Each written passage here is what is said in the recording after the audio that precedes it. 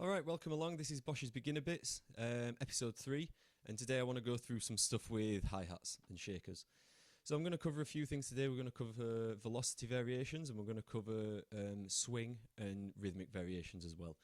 And then finally we're going to add in different elements, so not just hi-hats but shakers as well, because I find that's a really useful thing for just adding a bit of depth to your rhythms. So let's load a drum rack into this hat channel. And then we just want to look for some hi-hats. Now I'm going to go with my good old hi-hats folder. Let's go for a standard closed hi-hat. Let's go for these two. So the first one's shorter, the second one's a little bit longer. Let's drag those two in there. And then I'm just going to draw a real simple hi-hat pattern.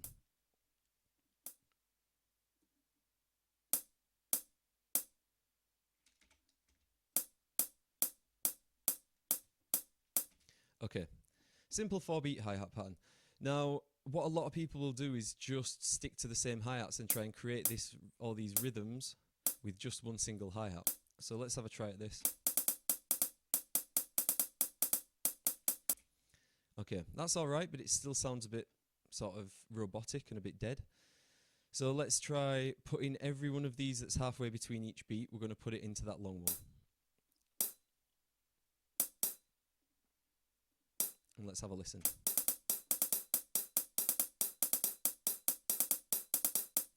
Cool. Alright, that sounded a little bit better, sounded a bit more like a real drum kit.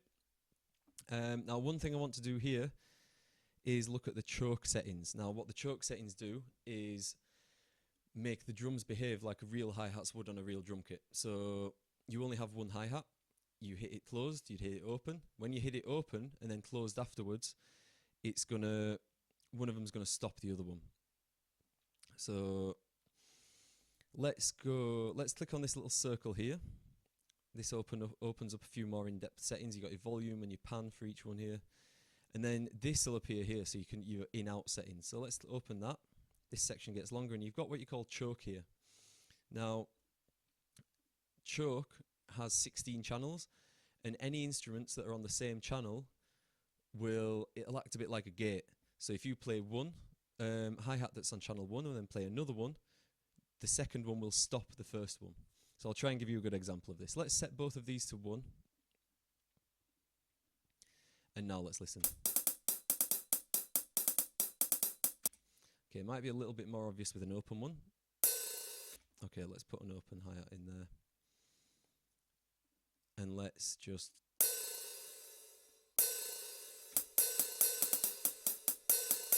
Okay, so now you can hear that open hi-hat is ringing out over the top of the other hi-hats. Have a listen again. Let's put this on channel 1 as well, and have a listen now. Sweet. So you can hear it's like the drummer would be playing all those notes on one hi-hat, rather than having an open hi-hat and a separate closed hi-hat. Cool. Alright, so that's one good thing to do. Let's go back to the rhythm section and let's have a look at the groove pool in Ableton. So the groove pool allows you to add existing rhythms on top of whatever you've created. So let's take these hi-hats, these longer hi-hats out. Let's just draw in fully closed hi-hats. Let's have a listen. Cool. So again, sounding really robotic and a bit dead. So we're going to go to the groove pool. Let's click on this little circle here with the arrows. And that's going to take you into the groove pool. So my favourite one to use is the swing. It's the most standard sort of application, but you've got all these other ones, hip-hop, Latin, all these sort of things that come with Ableton. So let's look at swing. We've drawn 16th notes here. So that means we've got one note on every one of these 16 separations of our bar. So let's go to the swing 16, and then if you look at the number after that, that's going to be how much the rhythm is taken off the normal beat. So 5, you're not going to really notice. 99 is going to be fully sort of off the beat. So let's try with 05 first and have a listen. So that's barely noticeable. Let's look at 99. So that's really far off the beat. Let's go to 45, which is somewhere in the middle. You can also get a demo of the sound just by clicking on it. Let's click on this and drag it into the groove pool here. Cool. Now, what you can do is leave that in there. You don't have to click this commit button just yet. So that means you can edit this and the rhythm will stay the same. So if I take some of these out, let's do this and that one. All right, let's see how this sounds.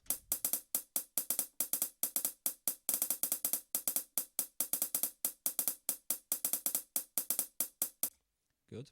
Now we can go back to our first variation, which is moving some of these onto different versions of the hat. Let's put this one there, and then let's put this one up to the long one, and let's see how this sounds.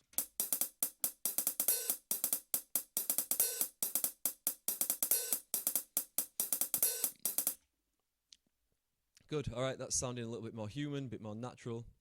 So something else we could do, let's look at EQ. So we're going to drag an EQ8. I'll tell you what, let's close all this section. So let's close the I.O. and this as well. And let's drag an EQ onto here. Now, an important thing to know about Ableton's EQ is this view is quite small. So you can see what's going on, but it's not as detailed. If you double click anywhere in here, you'll get the bigger version. So your hi-hats sit in those high frequency ranges. And what you want to do, this sort of relates to mastering your track later on and things like that. But you want to cut out all those low frequencies that are not needed in the hi-hats. So let's take this number 1 and we're going to click on this bit here. Now this affects the shape of our EQ. So let's do a high pass filter, which allows all the high frequencies to go past and the low frequencies get cut off. So let's have a look at what that looks like. Okay, so everything on this side is allowed to play. Anything on this side is not allowed to play.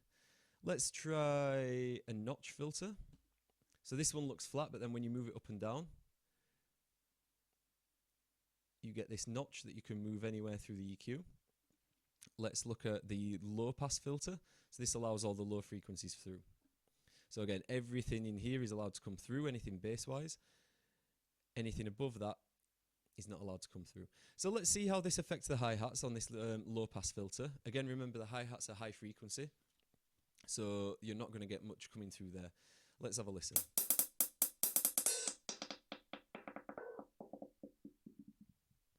Yeah? So you can see here, there's some still low frequencies here, but we can't really hear them because there's not as much of that present in the hi-hats. So let's drag this back up. And let's put this on the filter shape that's going to apply to us. We want the high pass because we want to let the high frequencies past. So let's have a listen to how this sounds.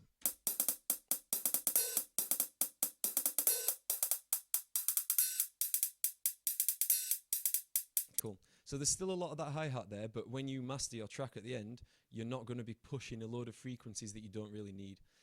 You can also, if this curve's a bit too strong, then you can... We're on the ×4 setting here, so you can go to the normal one, and that's a bit of a steadier curve. It's a bit less aggressive, so let's have a look how that sounds.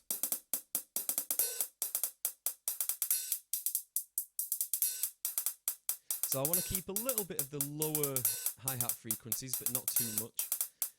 And I might, sometimes, only with these hi-hats, but sometimes I might be tempted just to cut a little bit off the top.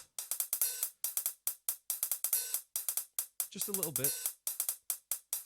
But that's completely up to you. A lot of people might not recommend doing this. It depends on the type of music you're making. You might want those hats to be really clean and crisp. But I just like to cut off just a little bit of that top end there as well. Alright, cool. So that's just cleaned up those hi-hats a little bit. And we've covered most of the rhythm things. Now, something else I want to cover is how many sets of hi-hats you have in your tune. So what a lot of people will try and do is make all the rhythm with one set of hi-hats. It's okay, but you can add more variation and thicken up that hi-hat section by using something else like shakers. So let's have a look for a shaker. First we need to drag a drum rack onto this channel. Why can't I see drum rack? That's why instruments. Drum rack. Samples, and let's look for shaker. And I want to use, let's go to these percussion, groove, criminal. hits. Shaken. Give it a second to load. Alright, this is some good ones here. So first thing we're going to do is the same as I did with the hi-hats. We're going to EQ them. And what I might do is just copy this EQ onto there. And then let's have a listen.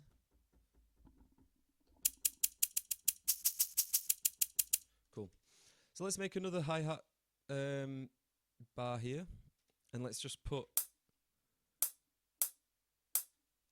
maybe one of them and one of them. Let's have a listen. Oh.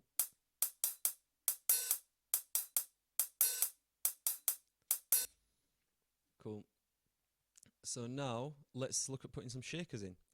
Really important to use the velocity features with these shakers. So let's draw 1, 2, 3, 4, and let's put this one a little bit lower, there, and there. And then let's put some of these longer ones in there. And let's see how this sounds. Let's hear the shakers on their own. Hi-hats on their own.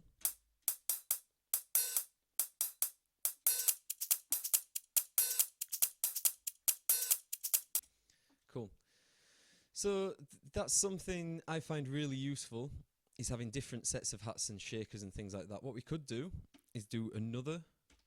Let's copy and paste this hi-hat channel here. So Control and D on Windows. I assume it's Command and D on Mac. Who knows? And then what I'm going to do is put some effects on here. Now I'm going to be pretty liberal with these effects. So let's just do a delay. And let's just do it like that. Let's have a listen to this on its own.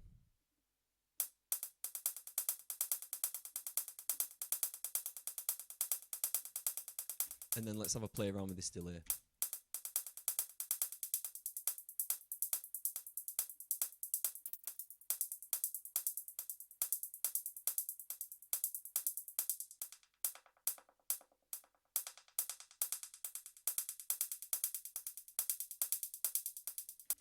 Cool. Let's hear this all together then. So we've got our original hi. Oh, I'll tell you what.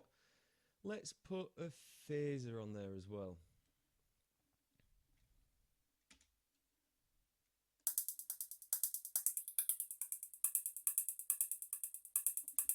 All right, let's hear this all together. So we've got our regular hats.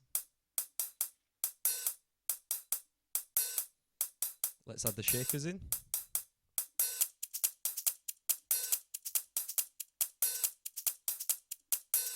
And then let's add these hats in.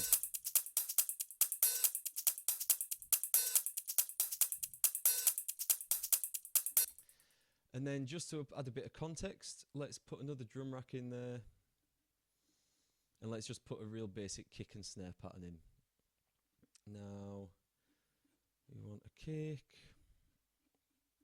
I like to sort of go through this whole sample selection thing with you as well. A lot of people like to just have everything already loaded up, but I like to show you all the little in-between bits as well. So we want kicks. Where's H? Should be heavyweight kicks. Let's go for EDM ones. Alright, let's go for that for now. We're not going to spend too much time messing around with it. And then let's look for a snare. And I like to use these. Some of these CRST ones are really good. Pardon me. Oh, we got a clap. Let's go. Alright, let's go with this one. Let's just put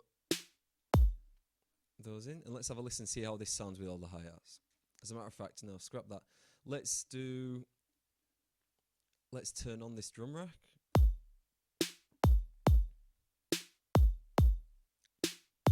Let's add our first hi-hats in.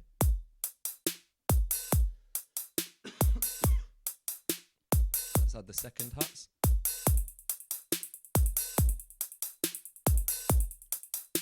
And then let's add the shakers.